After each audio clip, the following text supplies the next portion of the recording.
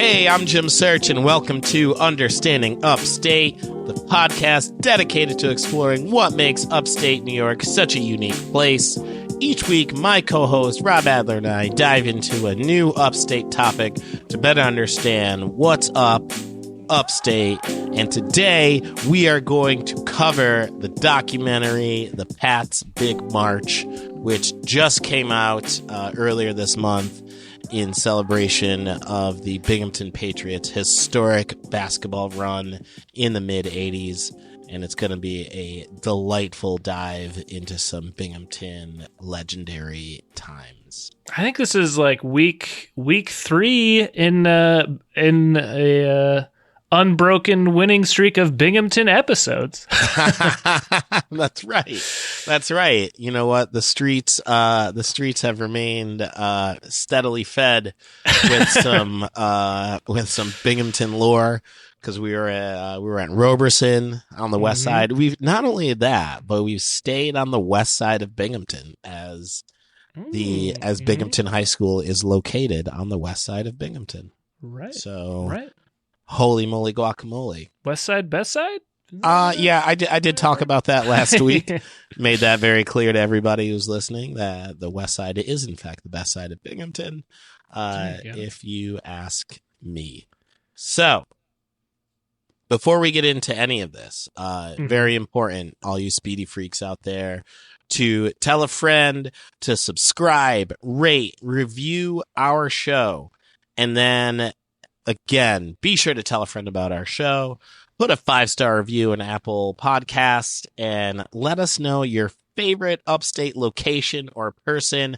You can't pick me. I'm really sorry about that. I know many of you are like, well, but Jim Search is my favorite. Sorry, I can't be one of those. We can do an episode on you. Why not? Do you know how sociopathic that would be? I wouldn't even say so. Do you know how narcissistic it would be if I was like, Rob, I have a real great idea. I'm going to put it. It would be narcissistic of you and sociopathic of me. Right? We'll cover all the bases. Right.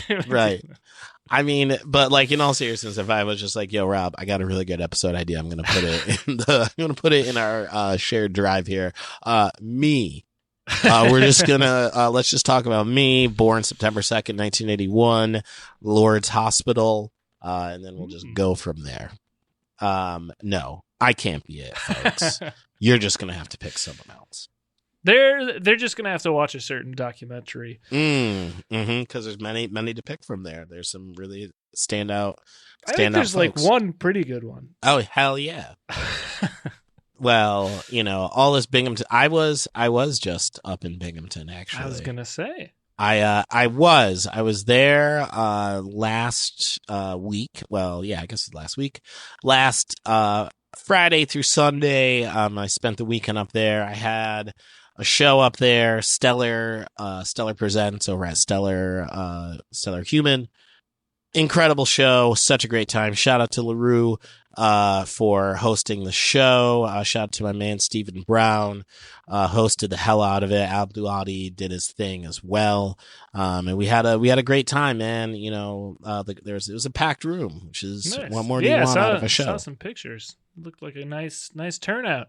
Oh, speaking of turnout, we had quite a turnout in that the good friends from Beer Wax in Brooklyn, they showed up. The owner, Chris Maestro, and my homie, Dr. Plates, he was in the house. DJ Alias as well. Mm-hmm. These are all DJs and good friends of mine from Brooklyn. Is this perhaps the bar that you do hip-hop trivia at? Oh, my gosh. Facetiously. Sheepishly so. You stop it, Rob Adler. It is, in fact, the very same bar I do Trivmatic, which I've done for almost 5 years at this point. They made an appearance. They showed up. Maestro tricked me. You say they made an appearance. It's a several-hour drive. Yeah. right. Like they dedicated 3.5 hours in a car to head up to Binghamton to surprise me. And, you know, there was a little manufactured drama courtesy of Minister Maestro. midway through Friday, he texted me and said, "Oh, sorry, I can't make it. Something came up." And I said, "You know what? Look, that's life. I get that." Something right? came up for a bar owner? Come Yeah. on. It's easy business. No, You leave you close the door at 5 and then you just leave that behind, It's not like he has a bar and a family. So, I completely understood. Sure. That, you know what? Life gets in the way. No sweat. I get it. On the next run, you'll be there. Well, 3 hours later, I get a text message from him. It's a picture of the GPS in a car. It's a picture of Johnson City right outside of Binghamton. He's like, "We're on our way, man. We're about 20 minutes outside of Binghamton." I said, "Damn it. Y'all are going to be there."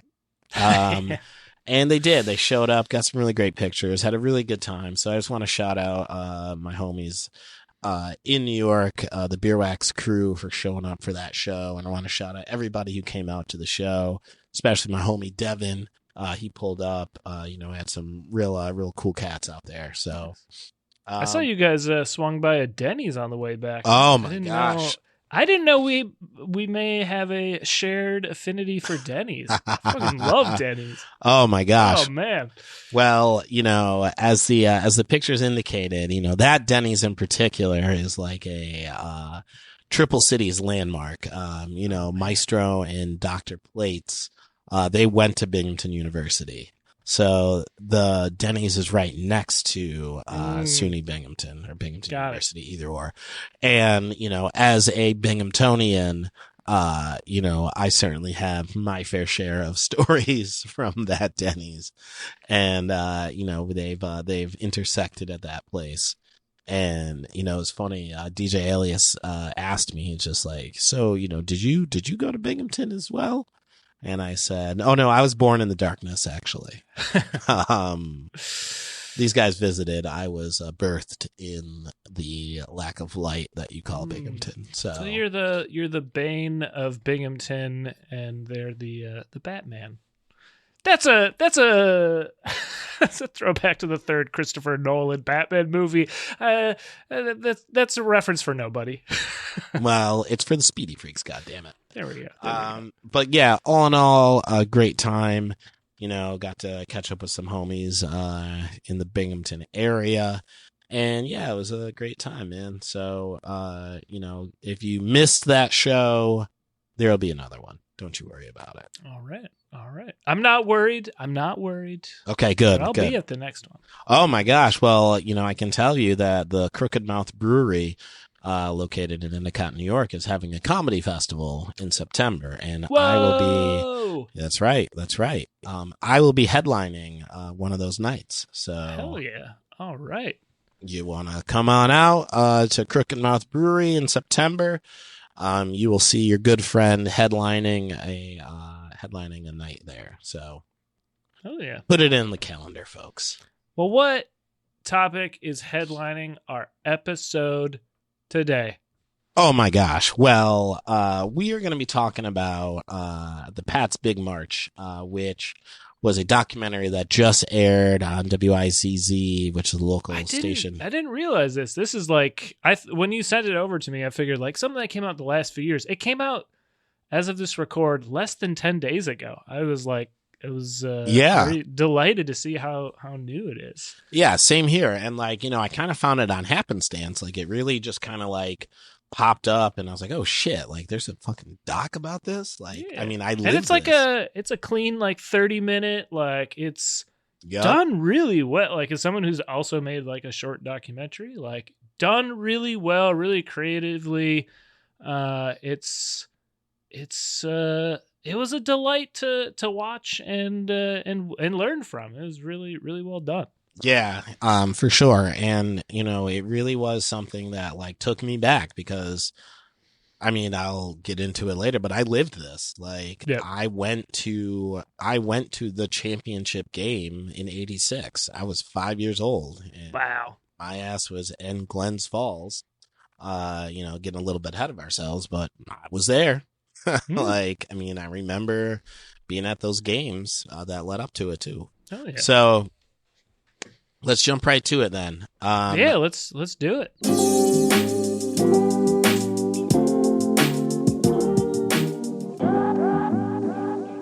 So we start the doc off March 3rd of this year. The Binghamton Patriots basketball team won the Section 4 Class AA title, which is the championship in the Southern Tier. So they have beaten all the other teams in Endicott, Johnson City, Vestal, all the local teams. Binghamton won. So shout out to them. Oh yeah. And there's a really great intro, a little like, I guess, monologue. I'm not sure who's talking, but whoever it is like, Binghamton is a small city and it makes you a strong person. It's a hardworking city and, it's a place where it's not like in Indiana, like I'm guessing some Hoosiers reference. I was going to say probably Hoosiers. I was going to say it feels like a real Hoosiers reference.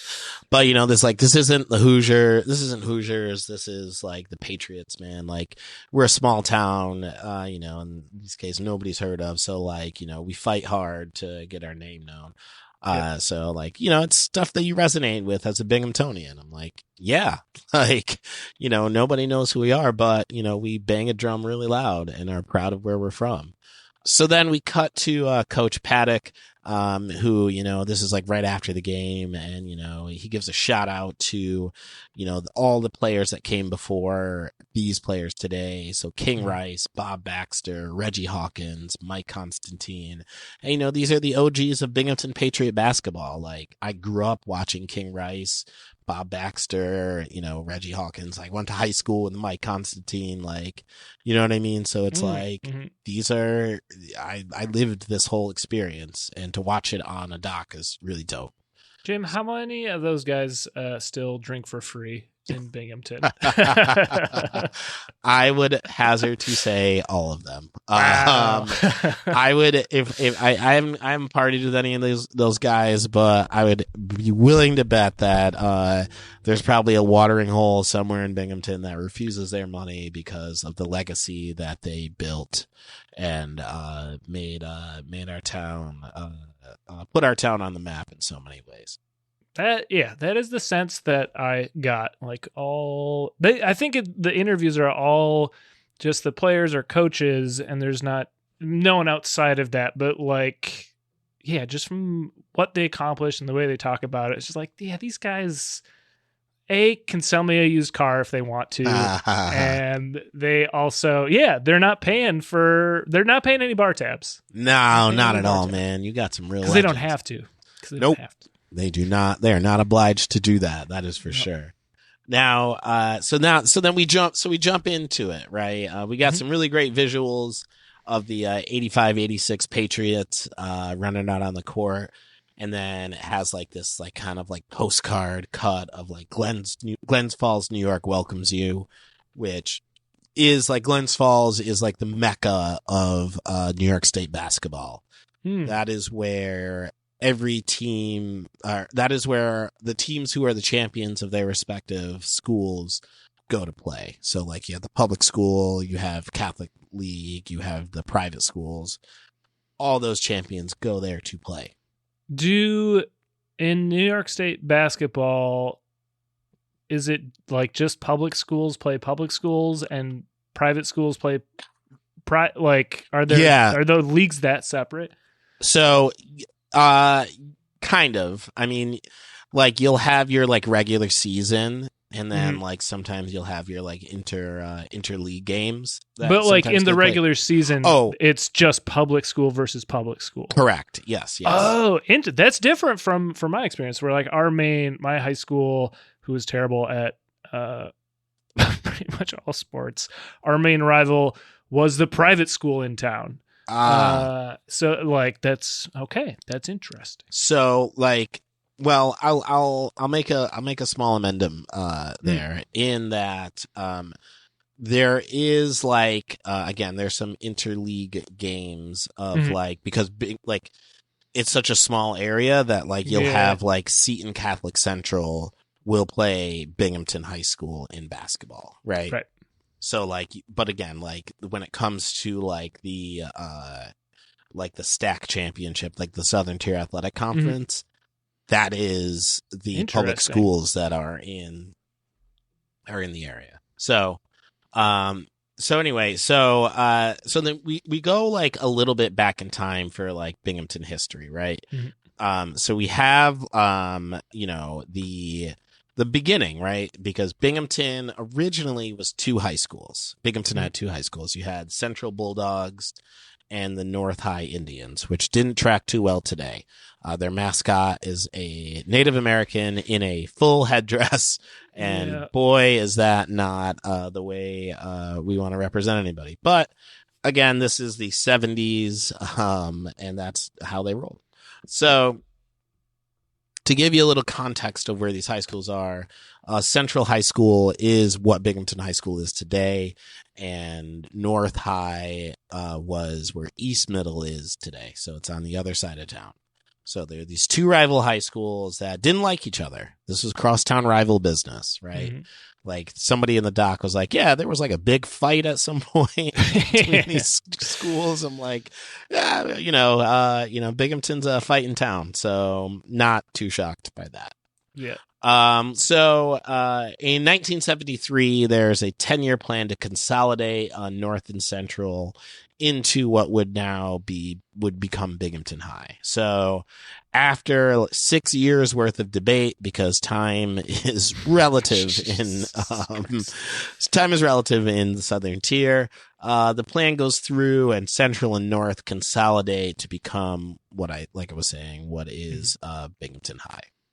Now, when it came to sports, most of the basketball team was North High kids.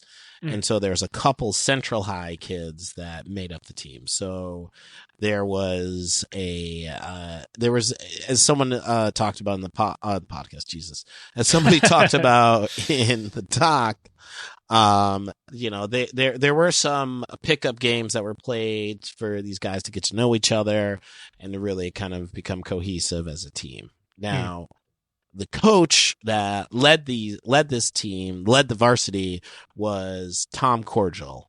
And if I may say, what a head of hair. My God, this guy's like at least 80. He still has all of it. It's like shock white, of course, but like he's... Sure. He's still got it, baby. I won't be able to say that when I'm that old. Me, not at all. Yeah.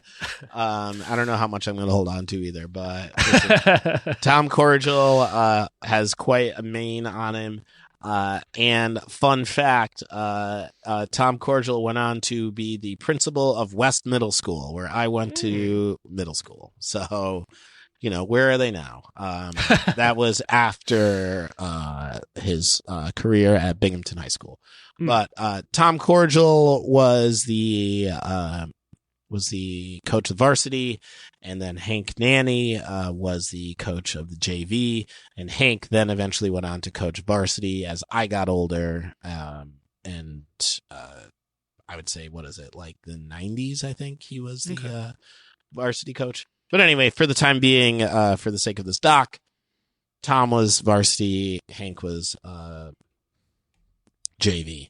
Whole lot of good cop, bad cop going on during that time. And as Tom alluded to, he said, well, nobody complained to me. Jesus Christ. Or probably made you the bad cop. And, Hank was, Hank was a real, still is probably a real easygoing, laid back kind of guy.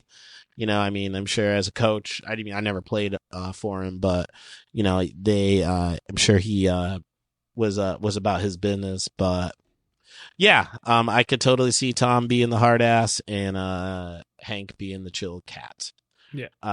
Now, King Rice, Mark Young, Rick Holman, and Mike Perna went on to varsity, and really there was no looking back. Like, this was the foundation. And, we'll talk, about, all these players were incredible, right? This is like the dream team of high school basketball.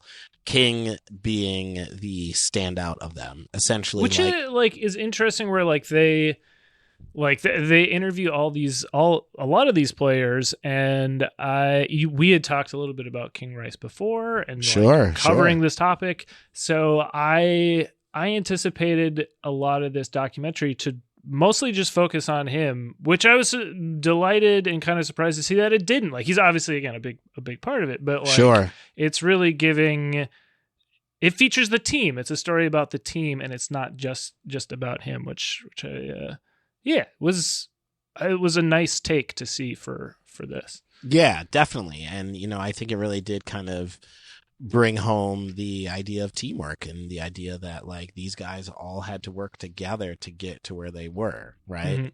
Mm-hmm. And, that they collectively played Binghamton High basketball. So, this is 83-84, an 18-3 record. Both varsity and JV took the STAC championship, which again is the Southern Tier Athletic Conference championship. Then the varsity team lost the Section 4 semifinals to Elmira Southside. So they lost what would be like their bigger section of New York State's championship. Right. Now, 84 and 85, the team, as Tom put it, took it one game at a time, and well, they didn't lose. 3-0, 5-0, 8-0, 12-0, and just went on a fucking run. And the games were packed, man. Like I said, 84, 85, I was like 3-4 years old, but that energy and that, all that really, I was there for a little bit after that, but it's interesting to see where it started, and that's where it started, 84, 85. And the games were packed, and the doc did a good job of like seeing all the D1 coaches for the time were there. Jim Boeheim was there, Dean Smith from UNC, where King would eventually go. They were all in the house because it's like, who are these kids that are just fucking given the business to all of these schools and haven't lost? I mean, Coach Nanny said, the strategy was give the ball to King and get out of the way.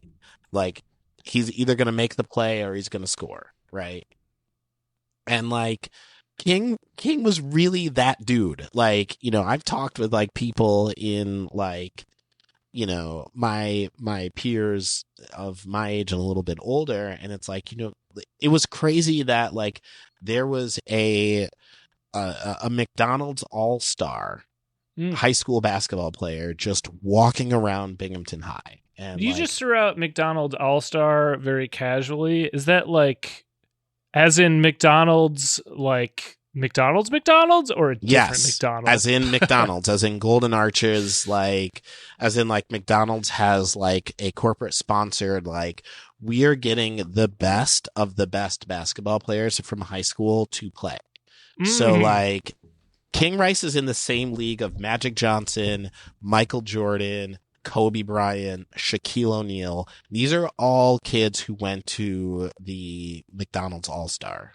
Wow. Right. So let that speak for itself, right? I follow the Burger King league, so I'm not really acquainted, but that sounds impressive. It is. I mean, in terms of no knock of the Burger King All-Star league. Sure. Wendy's is on its way up as well. So God forbid you're in the Hardee's league. At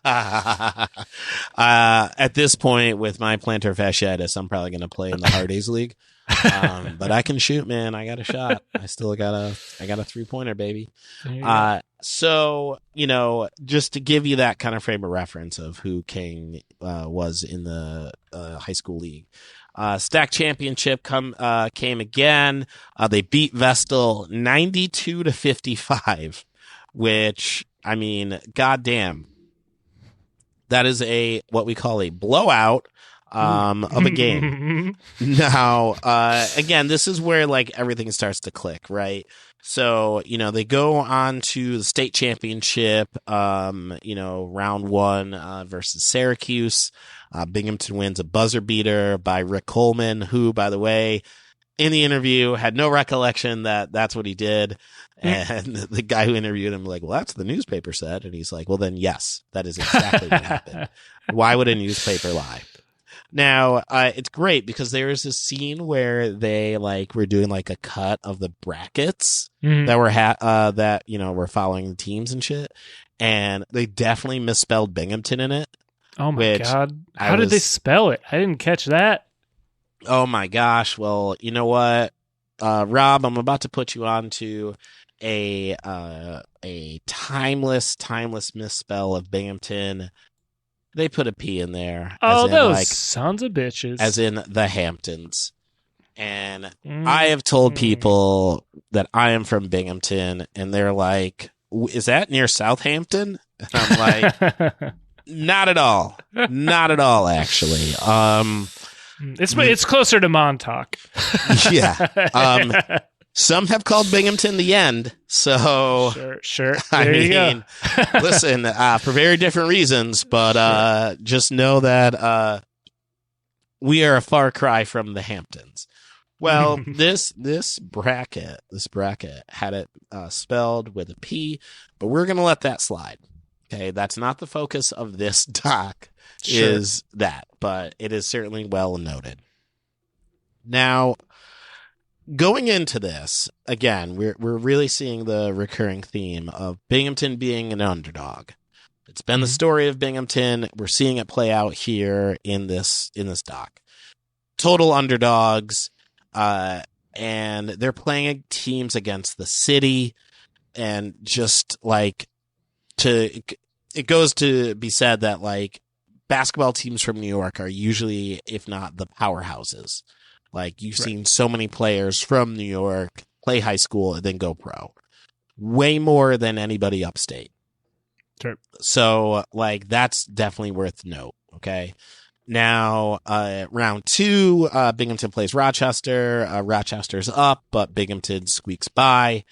So they're rolling and they're on a streak and they're on their way. And Binghamton is taking the Central New York division, the West region. Then they go to Glens Falls, which is the big dance, like I was saying before. This is the first time that they have ever gone. Okay, this is fucking huge. All right. Now they're matched up again with teams from New York, historic superpowers in high school basketball. To kind of contextualize this as well as like a kid that like, well, kid, I mean, he's an adult at this point, but like, you know, in what was the, they had like the Holiday Classic. It's like a basketball tournament where you get, high schools from all around the country, actually, that play in Binghamton. And because Binghamton hosts, Binghamton kind of gets in the tournament, right? The host high school gets in. Well, Binghamton played like Christ the King, which again is like legendary high school basketball team. But at one point, there's a kid that I knew that was guarding Lamar Odom. Wow. That's a name I recognize. Yeah. Yeah. And Lamar was like one of those dudes who was like 6'8" in high school. And, you know, he's guarding, you know, fucking Kevin. And Kevin's like 5'3", 5'4". It's just, I mean, it's not even fair, right? Yeah. So, like, just to give you that, like, kind of anecdotal context of just, like, how incredible New York City basketball teams have been throughout the years. So, for Binghamton to get there, I mean, I keep forgetting these names of these folks in this doc, but the team from Mount Vernon is just like, hey, look, it's really nice you made it. Hopefully you can give us a game. And like, jeez, it's like, all right, motherfuckers, like you want to do it like that. Anything Binghamton versus Mount Vernon, those are both two scrappy towns. Those are two real, that's, yeah. Wow. That's a fight. That's going to be a fight, right? Yeah, that's a dust cloud. That's like a cartoon fucking tumbling dust cloud. Just fists poking out. That's right, man. That's fucking right. And so, you know, after Mount Vernon says that to Binghamton, tip-off, ball is in possession. Binghamton's got the ball. King gets it, passes it to Rick. Rick slam dunks it off the bat. So it's like, let's go. Right? Jim, I believe that's where you say, a game on? Is it in, basketball parlance? Yes. And it said, let's get it going. So, you know, they win that game. Binghamton wins 74-53. Wow. So again, we've got Mount Vernon like, all right, let's you guys gonna play? It's like, well, we'll win. How about that? And it didn't stop there. They go on to the Federation Cup. And that is the big dance of all the dances, because that's all the schools in New York State, public, Catholic, private. It's a two-game. We've been to homecoming. Now we're going to prom, baby. Yep. Let's go get it. Let's get it. Now Binghamton they're playing All Hallows, right? And that's the name of a school. Yes. All Hallows. Okay. Yeah. Okay. Yeah, Headless Horsemen, I believe, are in the house, right? Well, that's actually kind of cool. They've. Oh no, that's Sleepy Hollow. I fucked that up. Oh well, now they're back on my shit list. Fuck these guys. Oh, trust me. There's some real shit list here. Because they play All Hallows. They win 63-61, but that win is only celebrated for about 15 seconds. The ref in the back court waves off the shot, right? Waves off the layup, which left dude's hand hit the backboard before the buzzer, so it's out of his hand. He wasn't around to really see it. The front court ref counted it, but this backcourt ref waved it off. Jack Cahill, which is a name that will live in infamy in Binghamton. He does not drink for free. No, he is charged quadruple. Binghamton then goes on to lose 66-63, right? Oof. Yep. Now, this is one of I think it's probably one of my favorite parts of the doc right here is, Rick Coleman dropped a real gem, and kind of came out of nowhere, because I've seen this a couple times and I missed it the first time, but in preparation for this, I caught it. But he dropped a gem, man. He's like, listen, basketball is life.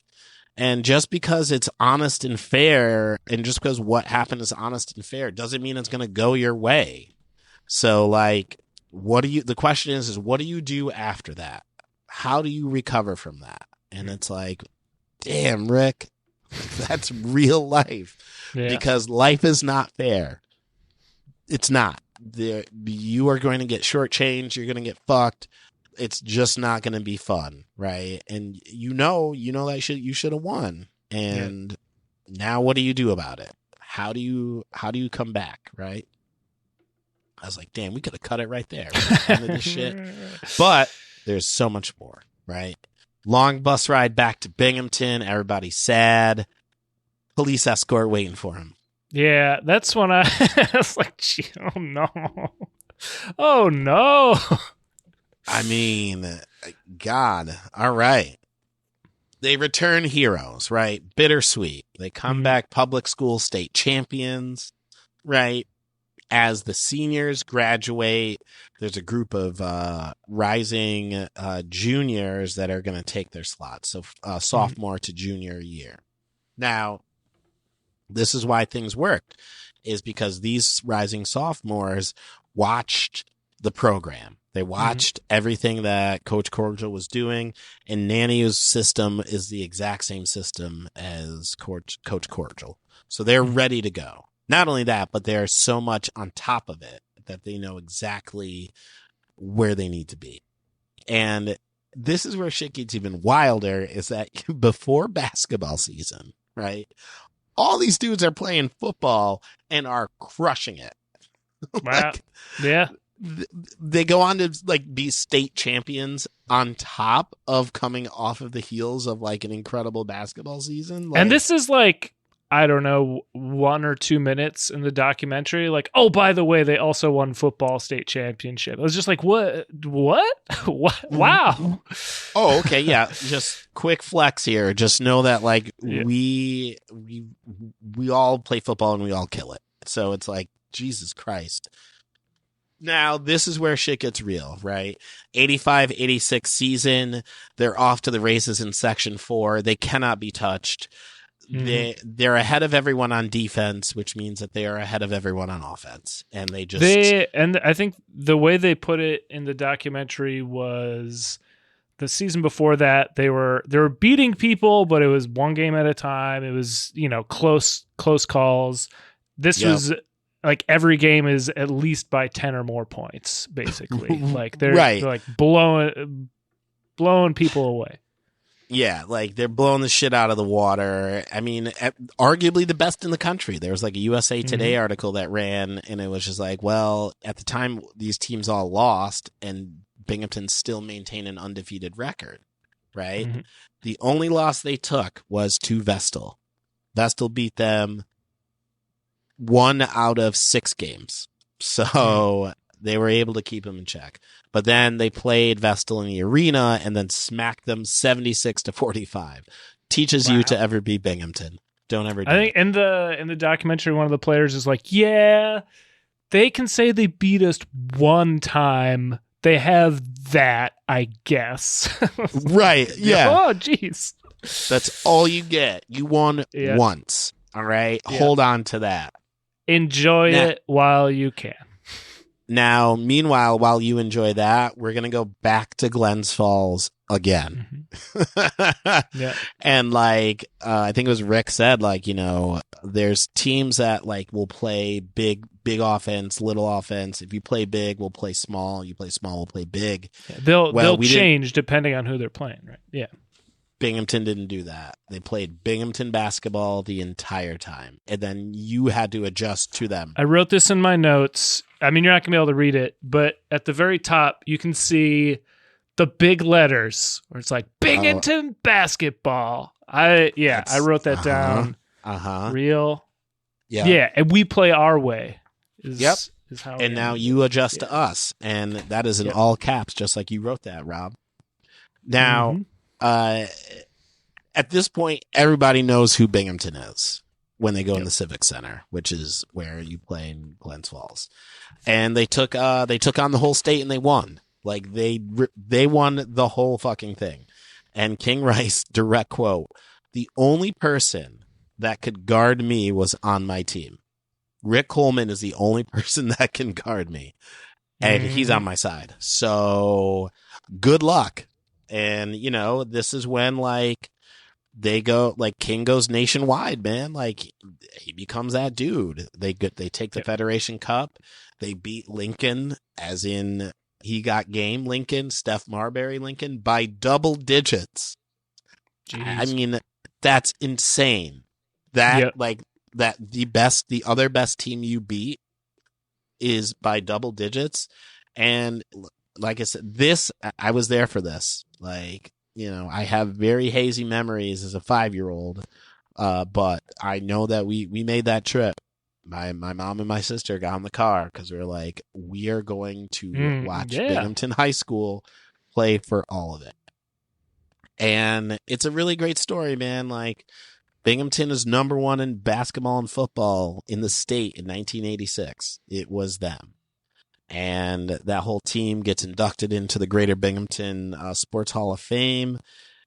It's never happened. It hasn't happened yet. It's never been replicated as of yet on a Class A level. Double A, sure. But what they've done has yet to be completed again. And, you know, they've all kind of moved on in life. You know, there's some judges, there's dentists. Probably a used car salesman in there. Usually that's usually how that works. I mean, yes, a principal. I think another guy went on to be principal, maybe. Doctor, judge, coach. Yeah, a lot of coaches.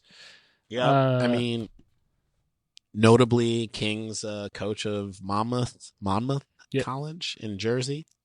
So, you know, like, he's been around the world, man. He has seen the world and has come back to Binghamton. The Astor D. Rice Foundation, in name of his dad, is out of Binghamton. His sister runs it. You know, he's a Binghamton dude. Like, there's a banner of him up in Binghamton on the streets, and they have like on like flat like light poles like different notable Binghamton residents. And usually, like, when you see those, it's going to be some old white war vet, right? Like, that's, and by that you mean Rod Serling. Right? Was he in the war? I can't remember. Well, he did serve. He did serve. That's right. But it's usually some old white dude. And then I look up and I see King, and I'm like, holy shit. It is King Rice on one of these banners, and it like goes through his history, man. Like he's a fucking legend. Yeah. He's a real Binghamton legend. And like his quote is like, I'm a Binghamton dude and I bring that with me everywhere I go. It's like fucking incredible. And then he says, and I've got like a quick snap temper, which is, I've seen a lot of that in Binghamton. Like, the second sentence he says after correct. That. And as a Binghamtonian of the following generation, because he was after me, or I think it was 2 generations, right? Or no, 1, sorry, he's 1 generation. I can attest to that. I've seen a lot of that in Binghamton. Yeah. I don't quite have I don't know, maybe I have to ask the people around me. I feel like I don't have a quick snap temper, but I'm also not one to fuck with either.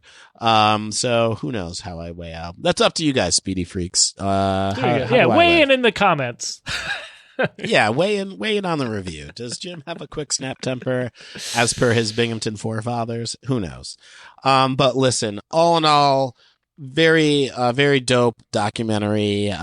Brought some tears to this old Binghamton eye, and highly recommend it. If not just as a Binghamtonian, but as someone who is a fan of a really great story of underdogs that, like, I mean, took an entire title, man. They took the whole thing and didn't look back. So go watch it.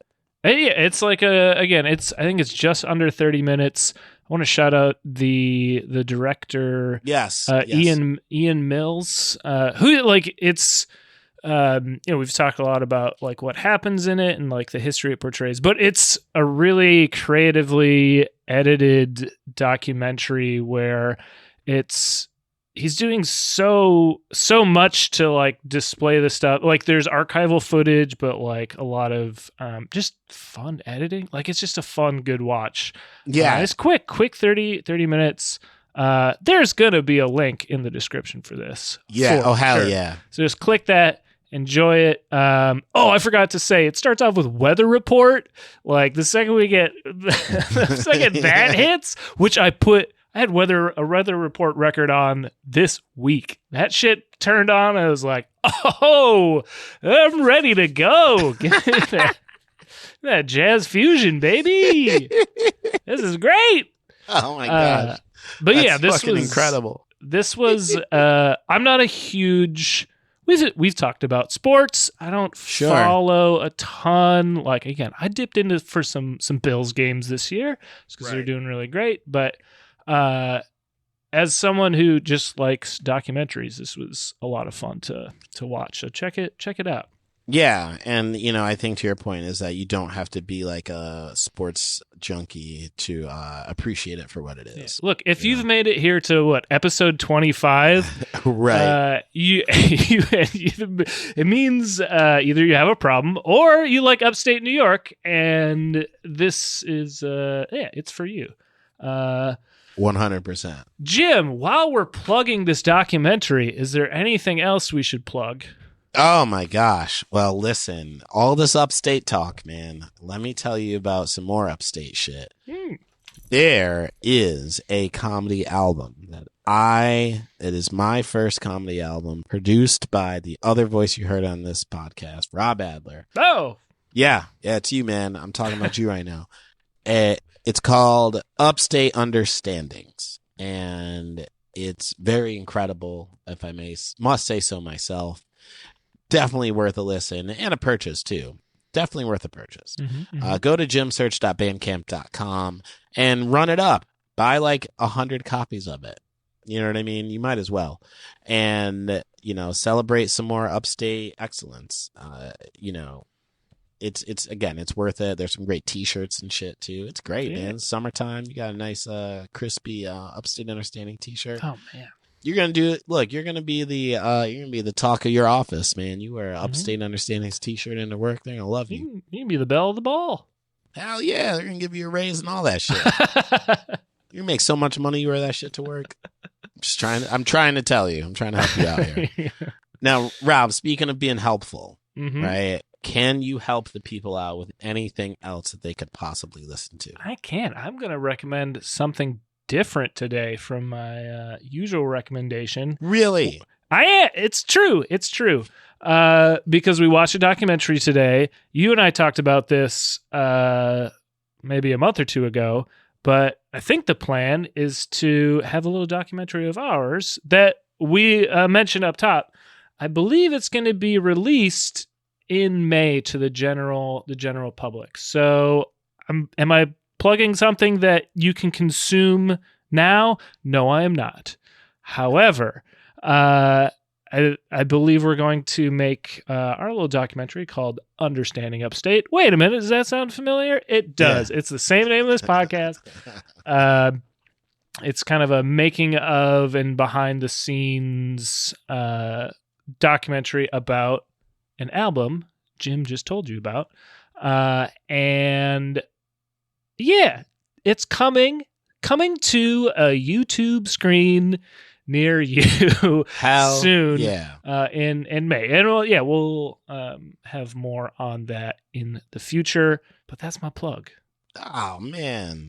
That plug is going to tighten up in the coming episodes. I know that one was a little loose from my usual plug, but that's all right, man. Well, listen, stay tuned. Yeah, hell yeah. And Rob did an incredible job with it, man. Like when I saw it, for the first time, I was like, God damn, Rob, you really brought this old boot to life. Oh my goodness.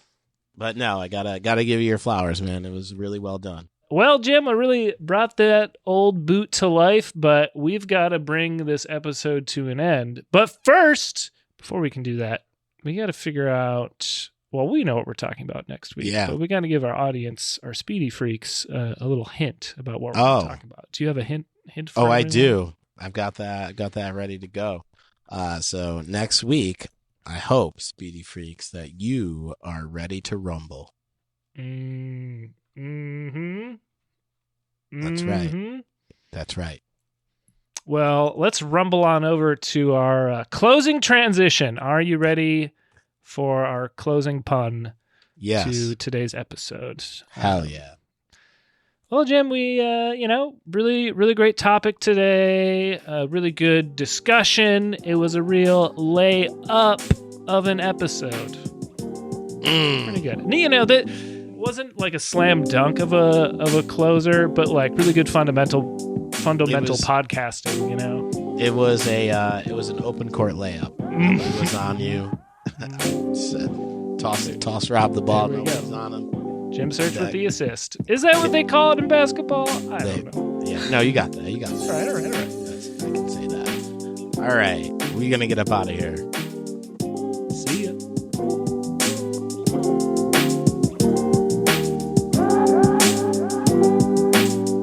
Understanding Upstate is a podcast hosted by Jim Search and Rob Adler, edited by Rob Adler, and music from Regal Monk.